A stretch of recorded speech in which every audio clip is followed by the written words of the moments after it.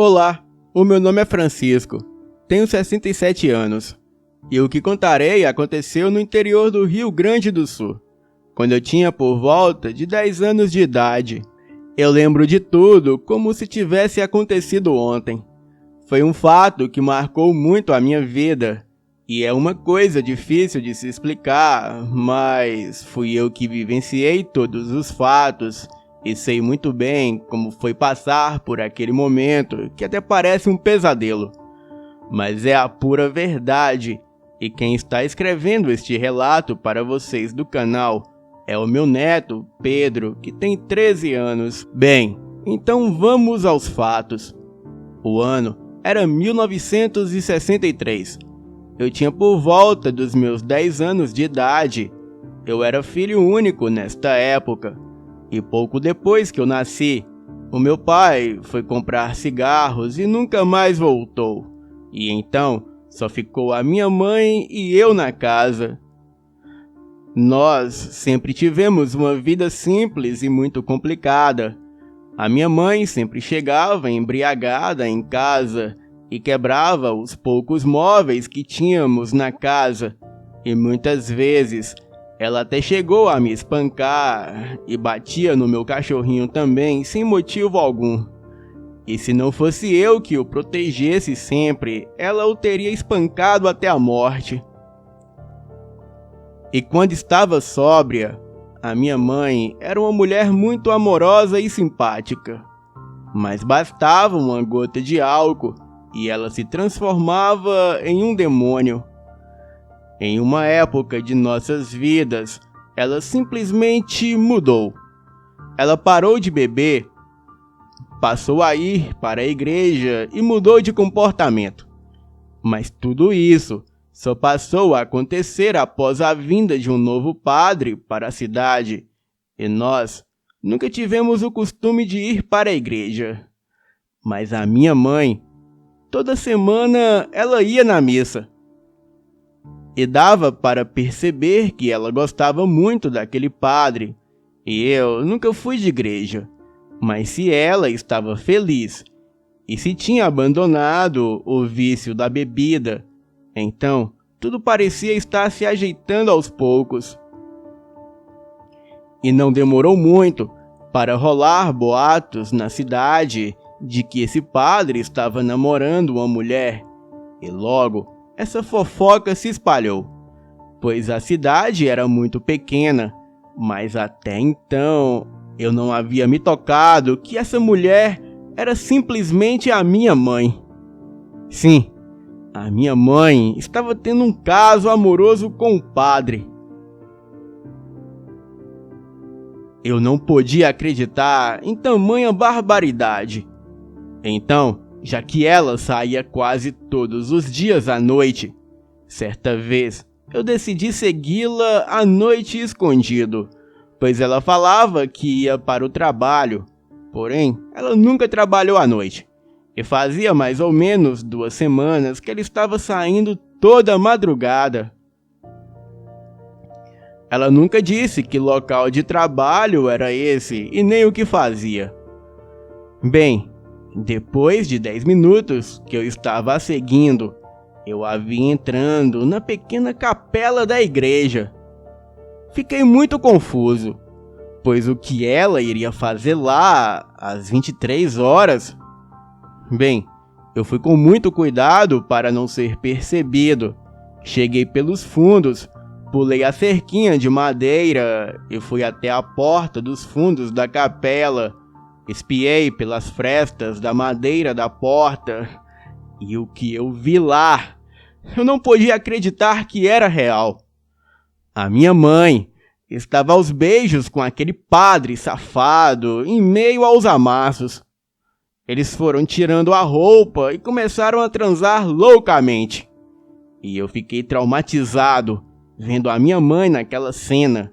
E o pior foi que eu fiquei tão traumatizado que o meu corpo paralisou e eu não conseguia tirar os olhos daquela cena bizarra e traumatizante que era para qualquer garoto de 10 anos. Eu voltei chorando para casa E no dia seguinte, quando a minha mãe chegou, eu nem olhei na cara dela. E foi assim durante o dia todo. Eu estava sentindo muita raiva dela.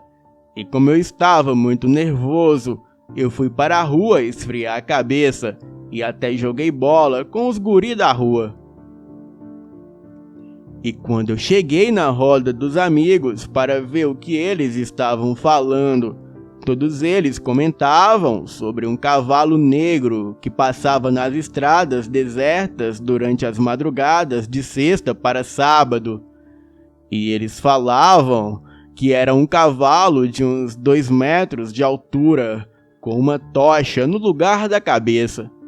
Na hora, eu até ri, mas os meus amigos ficaram com um olhar sério e todos eles me encaravam. E daí, me contaram que os pais deles haviam visto essa criatura nas madrugadas. E eu fiquei até meio sem graça de ser o único a rir de um assunto que até então eles estavam levando muito a sério. Bem, eu logo mudei de assunto e mais tarde eu voltei para casa, ainda muito atordoado com aquela situação constrangedora que vi na capela da igreja. E quando cheguei na cozinha, eu vejo a minha mãe com uma garrafa de vodka na mão, me xingando e me humilhando, falando que eu pagaria caro por tê-la seguido e que o meu castigo não passava daquela noite. E eu não entendia nada do que ela estava falando, mas fiquei com tanto ódio que falei tudo o que tinha para falar na cara dela. E ela, com muito ódio, me deu um tapa na cara. Ela falava que eu era um bastardo vagabundo, assim como meu pai.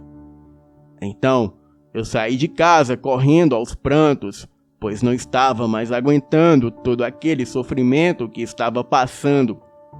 E depois de andar muito sem rumo, logo anoiteceu. Eu não queria voltar para casa, pois não queria mais olhar na cara daquela mulher, e a minha vontade era de fugir no mundo e que ela morresse. Bem, aquela noite era uma noite de lua cheia, e eu estava deitado em um banquinho que ficava na praça, pois não havia nenhum outro lugar para ficar. E foi quando, ao longe, eu comecei a escutar um trotar de cavalo se aproximando em um ritmo lento. Até então, eu não dei importância para isso, pois todo mundo nas redondezas criavam cavalos, mas aquele som se aproximava cada vez mais, e junto com os trotar, começou a soar gritos horríveis de mulheres, e eram como se várias mulheres gritassem ao mesmo tempo. Me levantei assustado do banco da praça, e avistei um cavalo preto muito grande, com um fogaréu muito forte ao redor do pescoço. E aquela coisa estava vindo trotando e gritando e relinchando em minha direção em uma velocidade absurda. E se eu continuasse ali parado, eu realmente morreria se aquele demônio me pegasse. Então, eu não pensei 2 vezes e subi rapidamente em uma árvore que tinha próximo de mim, ali mesmo na praça. E para o meu azar, era uma praça um tanto afastada e deserta, e não haviam casas por perto e nem ninguém pela rua.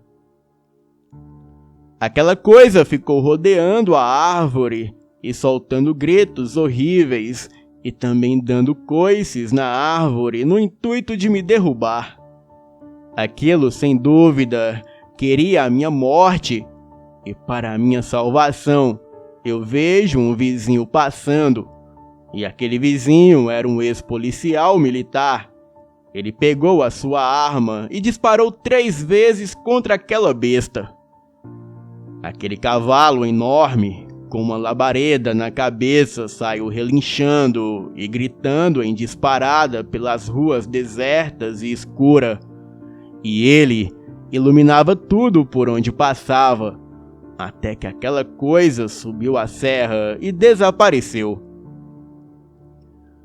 Aquela luz foi se afastando até sumir completamente, e aquele senhor que salvou a minha vida me acolheu aquela noite em sua casa, pois ele morava sozinho.